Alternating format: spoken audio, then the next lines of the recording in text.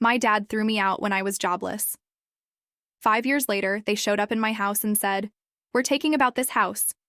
My name is Renee Calloway, and I am 34 years old. 5 years ago, my mother stood in the doorway of my grandmother's house, watched me carry 2 garbage bags of clothes to my car, and said, "Maybe if you had a job, you'd have somewhere to sleep tonight."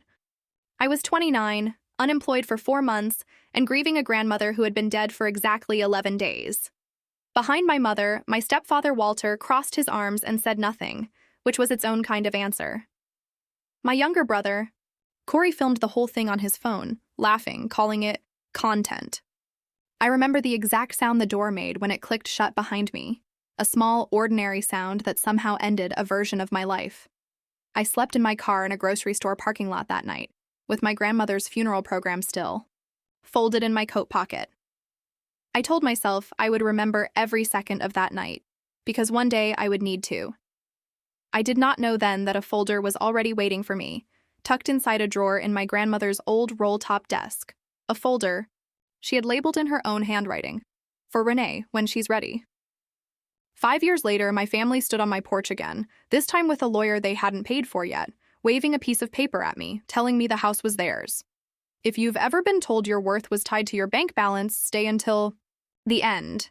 Because this story is for you, and if it moves you even a little, hit subscribe before you go, so the next family who needs to hear this can find it too.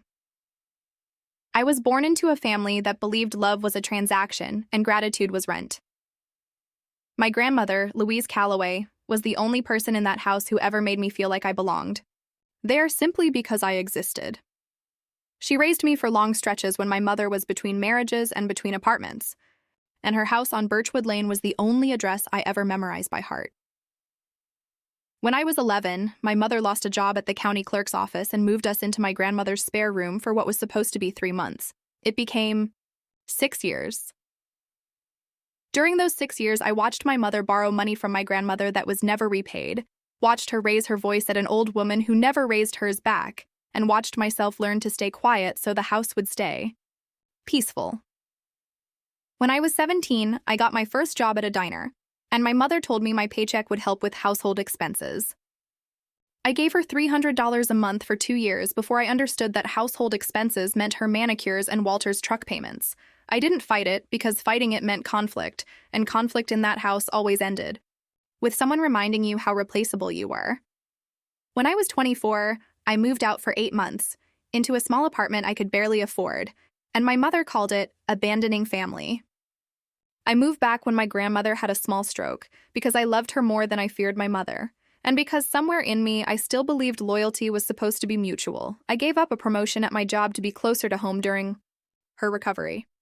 Nobody in that house ever asked me what that cost me. There is one more scene from that stretch of years that I still think about more than the others. Was 26, and my grandmother had asked me gently if I wanted to go back to school part-time for accounting, something she offered quietly to pay for herself without telling my mother. I said yes before she'd even finished the sentence, because it was the first time in years someone had asked me what I wanted instead of what I owed. When my mother found out, she was furious, not because of the money, but because, in her words, nobody asked me if that was fair to the family. I remember my grandmother, small and steady in her kitchen chair, saying, "Diane, she's not asking your permission. She's telling you what she's doing." It was the first time I ever heard anyone in that house speak to my mother like that, and it planted something in me I didn't have language for yet. I finished 2 semesters before work, and family obligations swallowed the time again, but I never forgot the sound of my grandmother refusing to apologize for helping me. When I was 29, the marketing agency I worked for folded overnight, 40 employees laid off by an email at 8 a.m. on a Tuesday. I remember sitting in my car in the agency's parking lot, staring at the termination email, feeling the particular kind of shame that comes from losing something you worked hard to keep. I went home and told my mother, expecting, if not comfort, at least neutrality. Instead, she looked at me and said, "Well, what did you do wrong?" That was the first thread that pulled loose in me, though I didn't recognize it yet as the beginning of the end. For 4 months, I applied to jobs, took freelance bookkeeping work for 2 small businesses in town, and tried to contribute what I could while I searched. It was never enough. Walter started leaving printed job listings on my pillow.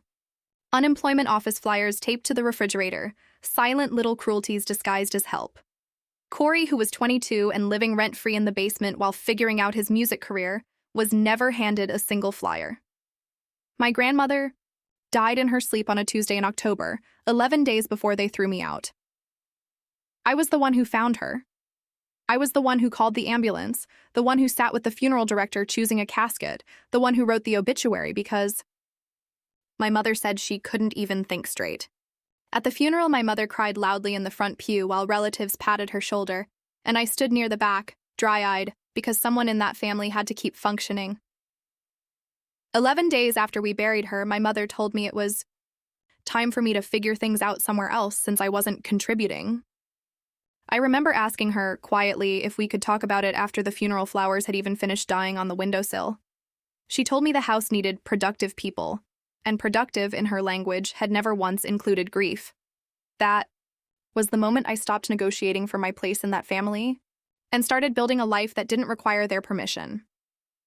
I want to be clear about something because I think it matters. I did not leave that house angry. I left it quiet, methodical, and already calculating. Anger burns fast and forgets details. Quiet lasts long enough to remember everything. I spent that first week sleeping in my car and showering at a 24-hour gym I'd signed up for, specifically because it was open at 5 a.m. I kept a small notebook in my glove box, and every night I wrote down the date, the temperature, and one sentence about what had happened that day. I didn't know yet that I was building a timeline. I only knew that writing things down made the shame feel smaller and the resolve feel bigger. A friend from the marketing agency, a woman named Priya, who'd also been laid off, let me sleep on her couch after 9 days in the car. She never asked me to explain myself, and I have never forgotten that kind of quiet decency. Within 3 weeks, I picked up 2 more bookkeeping clients through word of mouth, small local businesses that needed someone reliable and detail-oriented, which, it turns out, unemployment had made me very good at being. Within 2 months, I had 5 clients and a modest but steady income.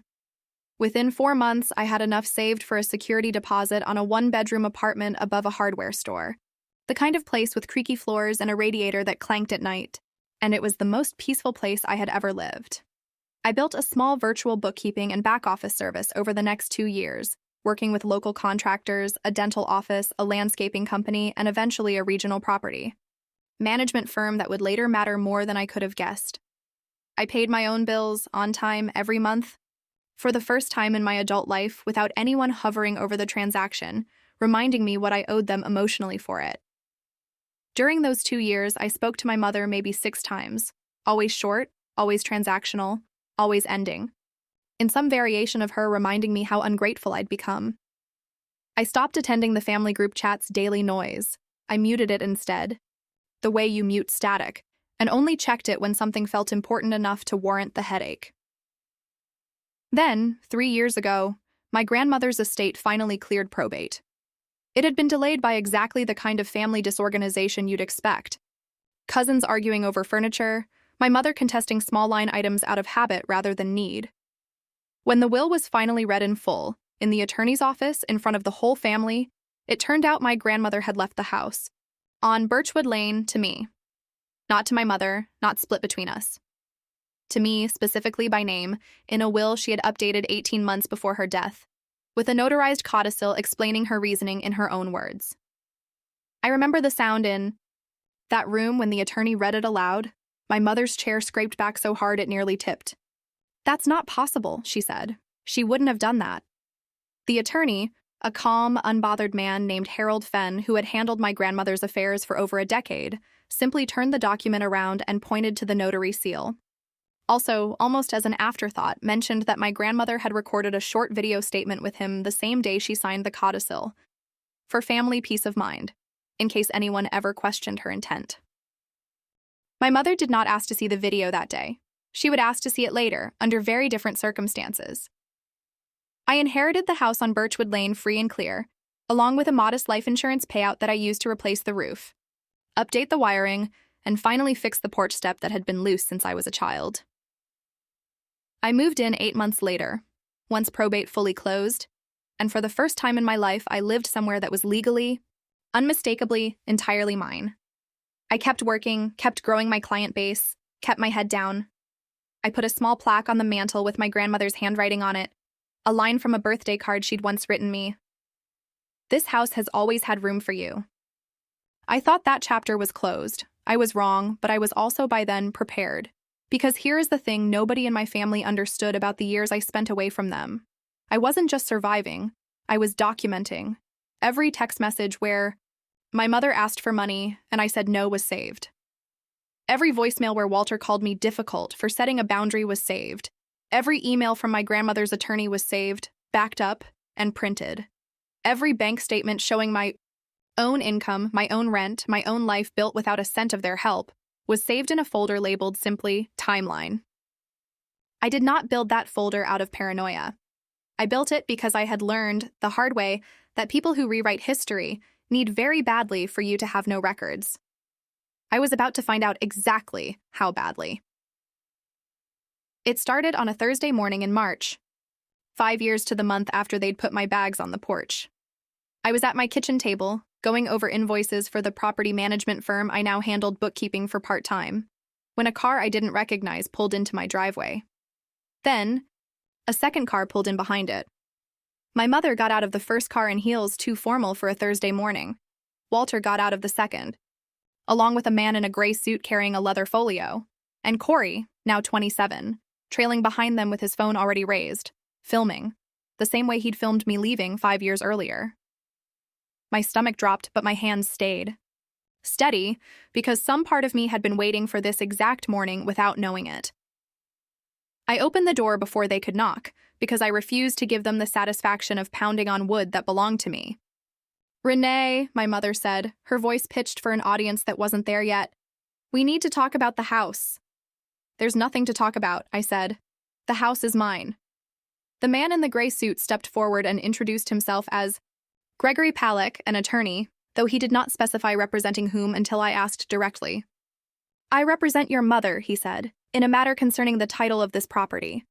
He opened his folio and produced a document, a deed, dated 2 years before my grandmother's death, claiming to transfer partial ownership of the Birchwood Lane property to my mother, Diane Calloway, as joint tenant with right of survivorship. "Your grandmother added your mother to the deed years ago," the attorney said. "This predates the will you're relying on. Under property law, that supersedes a later testamentary transfer for the portion already conveyed." I looked at the document. Looked at the signature at the bottom, my grandmother's name, in a hand that curved slightly wrong at the L, in ink that looked a shade too blue against the aged paper around it. I had spent 2 years doing bookkeeping and reconciliation work that required me to notice exactly this kind of inconsistency for a living. But I said nothing about the signature yet. I have learned the hard way that the moment you show your hand too early, people find time to build a better lie. "I'll have my attorney review it," I said, calm, flat, and closed the door. My mother's voice rose on the other side of it. "This is our family home, Renee. You can't just lock us out again." Again, as if I had ever locked anyone out of anything. As if the story had not begun with my own 2 garbage bags on a curb. "I want you to notice something here, because it matters for everything that follows. They did not come with love. They did not come with an apology for 11 days after a funeral, 5 years unaddressed. They came with a lawyer and a camera, prepared to perform grief and entitlement for an audience, the same way Corey had once filmed my exit for laughs. People like, this do not change. They only wait for a reason to come back.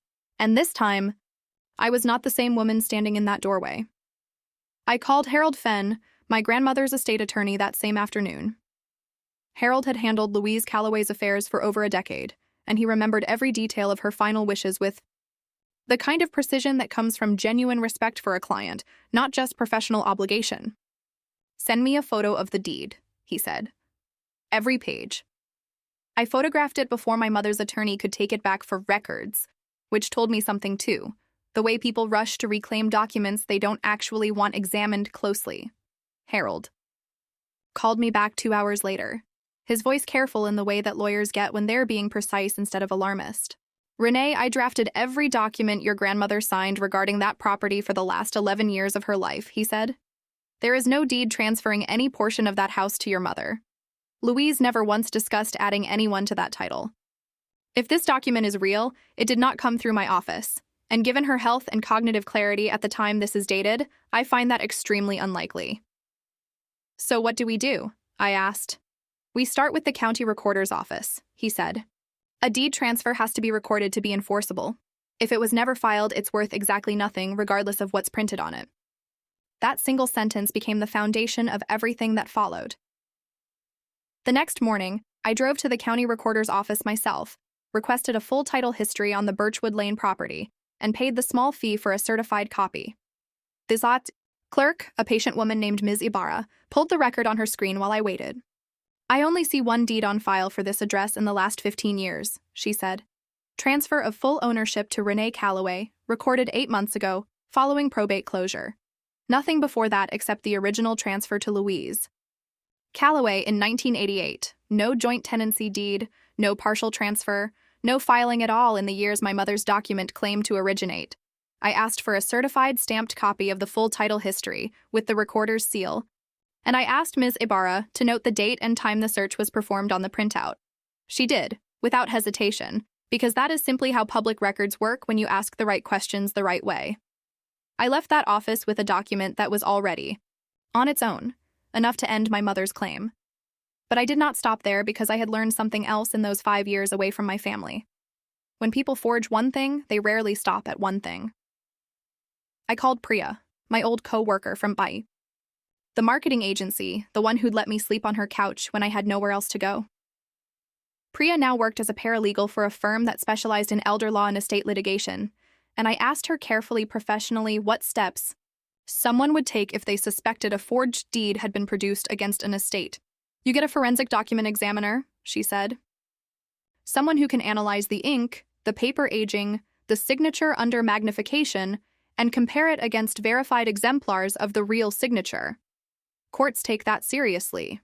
Family members rarely expect anyone to actually spend the money on it. I had verified exemplars. I had 30 years of birthday cards, 3 decades of my grandmother's handwriting on recipe cards, on the back of family photographs, on the codicil Harold had properly notarized. I had, most importantly, the video statement. Harold's office had recorded the day my grandmother signed her final will update, a recording Harold still had, still time-stamped, still notarized as part of the estate file. I hired a forensic document examiner named Dr. Alan Whitmore, who specialized in question document analysis and had testified as an expert witness in 3 prior estate fraud cases in our state. I gave him a certified copy of the disputed deed, along with a dozen genuine handwriting samples spanning 15 years, and I told him nothing about my suspicions, because I wanted his findings to be entirely his own. It took him 9 days. His report, when it came, was 11 pages long, and it was devastating in the driest, most clinical way possible. The ink on the disputed deed, tested through infrared spectroscopy, was consistent with a gel pen formulation not commercially available until 4 years after the date printed on the document. The paper itself showed no consistent aging pattern with a document supposedly 2 years older than my grandmother's actual notarized will. The signature showed what Dr. Whitmore called tremor inconsistency, meaning the pen strokes lacked the natural practice fluidity of my grandmother's genuine signature, and instead showed the hesitant, retraced quality typical of someone tracing or closely copying a signature from a reference image rather than signing freely. Most damning of all, the notary stamp on the document belonged to a notary commission that, according to the state's notary database, had expired 11 months before the date printed on the deed. In other words, the notary whose seal appeared on that document was not even legally authorized to notarize anything on the date the document claimed. I sat with that report for a long time before I did anything with it. Not because I doubted it, because I understood, finally, in cold and complete detail, exactly what my mother had been willing to do. This was not a misunderstanding. This was not a family dispute over sentimental ambiguity. This was a forged legal instrument, created after my grandmother's death, designed to strip an inheritance from the one person Louise Calloway had explicitly, deliberately chosen. I called Harold again. I want to do this properly, I told him. No confrontation, no yelling. I want this handled through the right channels with everything documented, so there is no version of this story they can rewrite later. Harold, to his credit, did not flinch at the request, and I think that was the moment I understood he had been quietly waiting for me to be ready for exactly this kind of resolve. "That's the only way I'd help you do it," he said. Over the next 3 weeks, we built a file. Harold drafted a formal letter to my mother's attorney, Gregory Payback, disclosing the certified title history, the forensic examiner's report, and the notary database discrepancy, and requesting written confirmation of the deed's chain of custody, meaning where the original document had physically been for the past 5 years, who had possessed it, and who had produced it now. Gregory Payback did not respond for 6 days. When he finally did, his letter was noticeably shorter and noticeably less confident than his introduction on my porch had been. He stated that he had been retained on a limited basis and would need to consult further with his client regarding the document's origin. Lawyers, I learned, have a particular vocabulary for the moment they realize their client may have lied to them. While that letter sat unanswered, I did something else, something quieter, something that had nothing to do with lawyers at all. I remembered that my property management client, the regional firm I did bookkeeping for, managed a storage facility on the edge of town.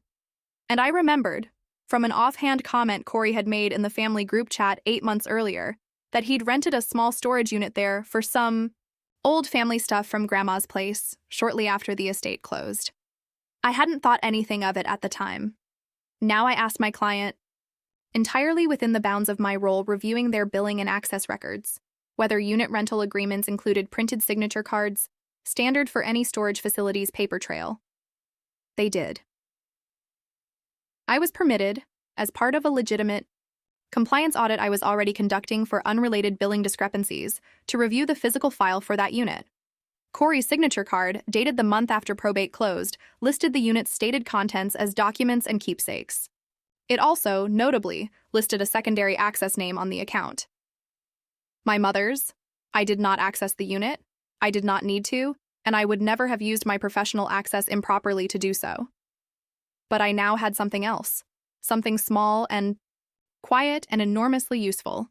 A documented, dated, notarized record showing my mother and brother had rented secure off-site storage for documents, less than 4 weeks after a will they disputed had closed, and roughly 7 months before a forged deed mysteriously surfaced. I gave that information to Harold, who folded it carefully and legally into the file he was building. Around the same time, I also went back through my own archived emails from Harold's office during the probate process, and I found something I had overlooked the first time. Because 18 months earlier, it hadn't seemed relevant. An email thread from the month before probate closed, where Corey had written to Harold's paralegal asking casually whether old drafts of Grandma's will were kept anywhere in the office files, and whether family members were permitted to view them. The paralegal had responded correctly and professionally that prior drafts were part of the confidential estate file and were not distributed to beneficiaries or contesting parties without a court order. At the time, I had read that exchange and thought nothing of it, just Corey being nosy. Now, laid next to the storage unit rental dated 4 weeks later, it read differently. It read like someone trying to find out what a genuine signature and a genuine notary stamp actually looked like, so a fake one could be built to match. I sent that email thread to Harold as well, not as proof of anything on its own, but as one more thread in a pattern that was becoming very hard to explain away as coincidence. He did not subpoena the unit's contents, not yet. He simply noted, in a follow-up letter to Gregory Payback, that discovery in any resulting litigation would likely include a request for records related to a storage unit rented in Corey Calloway's name 8 months after the estate closed, with Diane Calloway listed as secondary access. The silence that followed that letter lasted 11 days. During those 11 days, something else happened, something I hadn't engineered but that mattered enormously. My Aunt Pam, my mother's younger sister, called me. Pam and my mother had a complicated relationship, close in some seasons, distant in others, but Pam had always liked me quietly, in the careful way relatives do when they don't want to be caught taking sides. "Your mother came by my place last week," Pam said. "She was upset. She said something about needing to fix the paperwork before you found out Louise had changed her mind at the end." Renee, I don't know what that means, but it didn't sit right with me.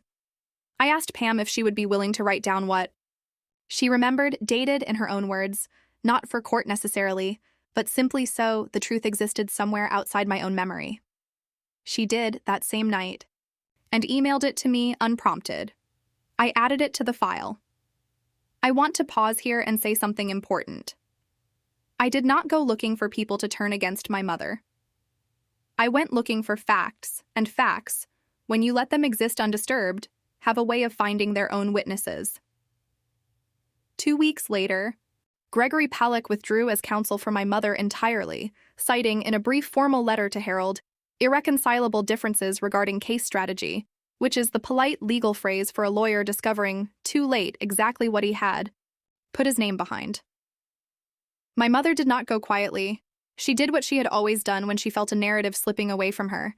She went to the family, the group chat. The one I had muted for years exploded overnight.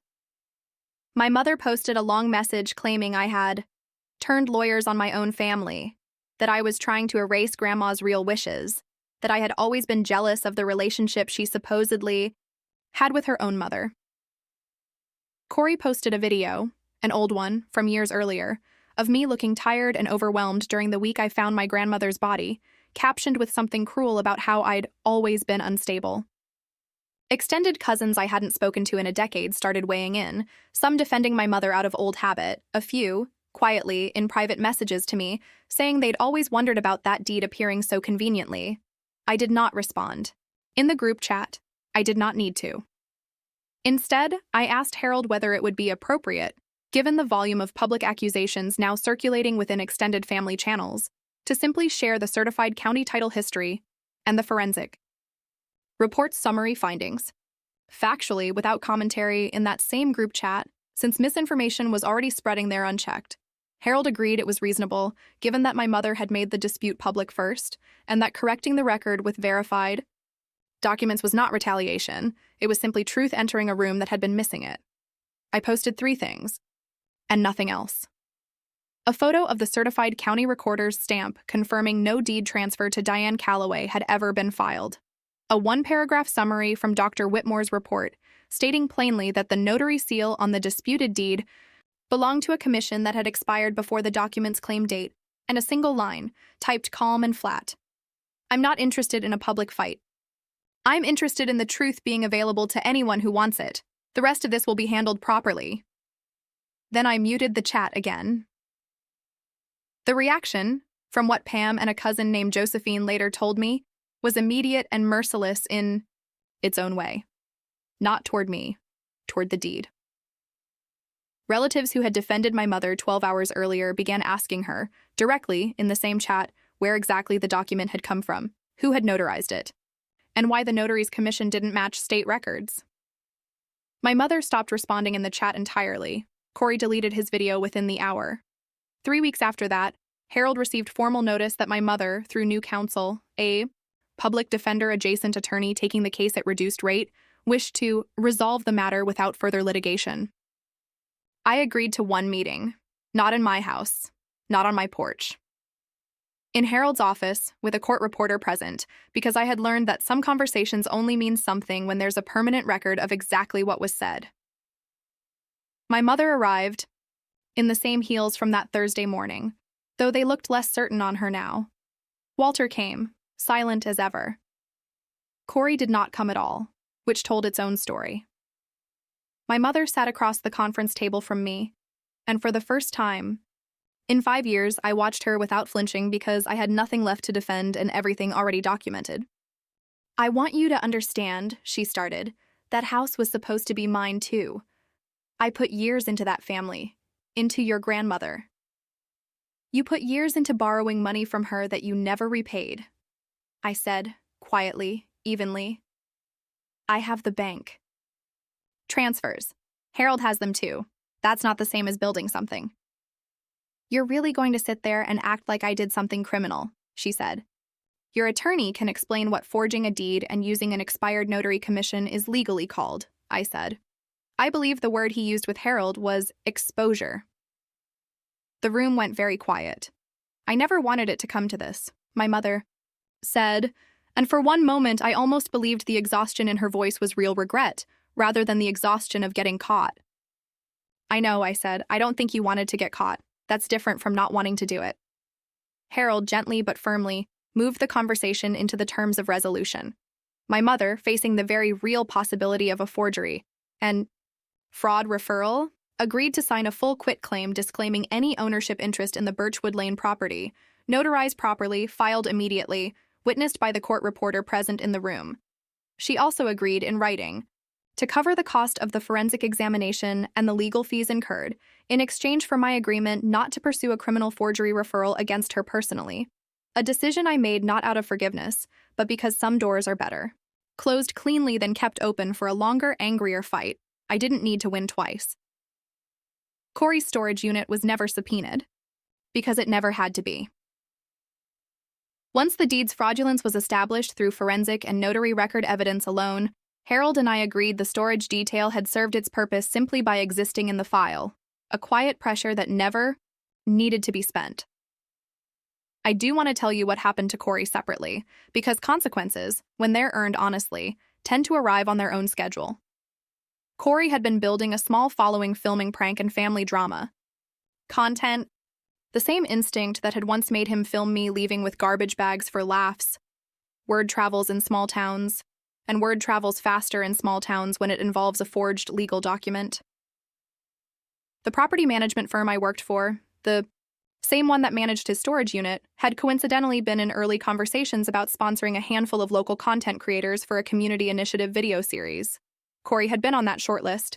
He was quietly removed from consideration after his name surfaced, entirely through ordinary channels, in connection with a family estate dispute involving fraudulent documentation, a phrase that, once it exists in even one professional email thread, tends to follow a person. I didn't orchestrate that. I didn't need to. Public records and small towns do a great deal of work on their own once the truth is simply allowed to exist in daylight. Walter, for his part, said almost nothing throughout the entire process, then and always. And I've come to understand that his silence for 34 years was never neutral. Silence, when someone has the power to speak and chooses not to, is its own kind of participation. The quitclaim was recorded at the county office 9 days after that meeting. I drove there myself to confirm it, the way I'd once driven there to uncover the truth, and Miss Ibarra, the same patient clerk from months earlier, pulled up the updated record and turned her screen so I could see it. Sole, undisputed ownership, Renee Calloway. No liens. No claims, no shadows left on the title. Congratulations, she said simply, like it was the most ordinary thing in the world, which by then, it finally was. I want to tell you what my life looks like now, because I think the quiet after a fight like this matters just as much as the fight itself. I still live in the house on Birchwood Lane. The porch step doesn't creak anymore. My grandmother's plaque still sits on the mantel, and some mornings I still read it out loud to no one, just to hear her handwriting in my own voice. I changed the locks the week the quitclaim was recorded, not out of fear, but because a fresh set of keys felt like the right kind of period at the end of a sentence. I did not invite my mother back for holidays. I did not restore the group chat notifications. I sent Pam a card at Christmas because she told the truth when it cost her something, and that kind of loyalty deserves to be remembered. On purpose. I built my bookkeeping business into something larger, a small firm now. 4 employees, specializing, somewhat ironically, in estate and probate accounting for local families who want their paperwork handled honestly the first time. People ask me sometimes if what I did was revenge. I don't think it was. Revenge, to me, would have been showing up at my mother's door, with a camera of my own, filming her face while I told her everything I knew, the way Corey once filmed mine. What I did instead was slower, quieter, and far less satisfying in the moment. And far more permanent in the end. I gathered facts. I let professionals verify them. I let a paper trail do what shouting never could, which is exist, unshaken, regardless of how loudly anyone insists otherwise. I think often about how easy it would have been to skip all of it, to simply let my mother's attorney bluster on my porch that Thursday morning, to get scared into a settlement out of exhaustion the way I had gotten scared into silence for most of my life before that. I think about how many families never get a folder like the one my grandmother left me, a notary who properly checked her identification, a lawyer who properly recorded a will, a paper trail built by someone who loved me enough to imagine a future where I might need proof. Not everyone gets that head start, and I try not to forget. How much of this outcome depended on my grandmother's foresight as much as my own persistence. What I can tell you, for certain, is that the persistence was mine to build, piece by piece, receipt by receipt, night by night in a car in a grocery store parking lot with a notebook in the glove box. Nobody hands you the version of yourself who can sit calmly across a conference table from her own mother and recite bank transfer dates without her voice shaking. You build that version slowly, in the years nobody is watching, doing unglamorous things like saving emails and paying your own rent on time. Self-respect, I've learned, doesn't need an audience. It doesn't need the last word in a family group chat. It needs a locked door, a clean title, and a bank account nobody else has access to. That's the difference between revenge and boundaries. Revenge wants someone to suffer. Boundaries just want the truth to finally be the only thing left standing in the room. Some nights I sit on that porch, the one with the fixed step, and I think about the 29-year-old version of me who slept in a car with a funeral program in her coat pocket. And I wish I could tell her that the folder waiting in the roll-top desk wasn't just documents.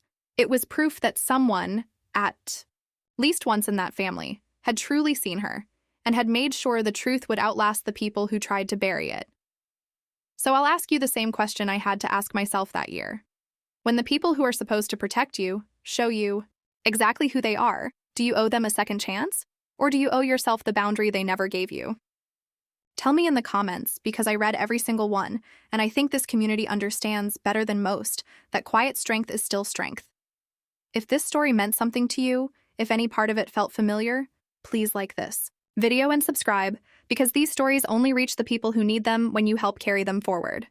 Thank you for watching, and I'll see you in the next one.